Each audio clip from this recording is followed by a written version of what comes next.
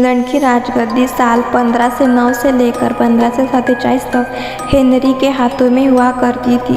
राजा Henry की कई पत्नियां और एलिजाबेथ व मैरी नाम की 2 बेटियां थीं। इनमें से मैरी राजा की पहली पत्नी की बेटी थी। राजा हेनरी को मैरी ज़्यादा पसंद नहीं थी, इसलिए वो उसके साथ बुरा व्यवहार करते थे। मैरी महल के नौकरों के साथ महल का काम करती थी। वह मैरी कुछ वह कह भी दे तो राजा उसकी कोई बात नहीं मानते थे। सन 1547 में जब राजा हेनरी की मौत हो गई तो प्रजा की इच्छानुसार 16 शताब्दी के दौरान हेनरी की पहली बेटी मैरी को इंग्लैंड की राजगद्दी दे दी गई। वह इंग्लैंड की रानी बन गई। उस समय इंग्लैंड के हालात बहुत अच्छे नहीं थे। इंग्लैंड कैथोलिक और प्रोटेस्टेंट इन दोनों धर्मों के बीच में बढ़ गया था। उस समय दोनों धर्मों के लोगों के बीच कई जंग छिड़ी हुई थी। रानी मैरी चाहती थी कि पूरे इंग्लैंड में सिर्फ एक ही धर्म हो, लेकिन लोगों ने उसके यही बात मानने से साफ इनकार कर दिया था। इससे नाराज होकर रानी ने उसकी बात न मानने वाले को मौत की सज़ा दे दी थी। वह ऐसे लोगों को जिंदा भी जला देती थी। रानी मैरी की इस क्रूरता की वजह से इंग्लैंड के लोग उससे नफरत करने लगे। ऐसे भी कहा जाने लगे कि रानी मैरी कुंवारी जवान लड़कियों के खून से नहाती थी। उसका मानना था कि उनके खून से नहाने के वह ज़्यादा दिनों तक जवान रह सकती है।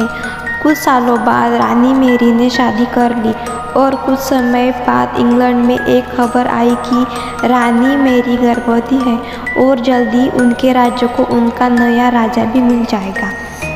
इस बात से हर सभी खुश हुए, लेकिन उस समय रानी मैरी के साथ बहुत ही अजीब घटना हुई।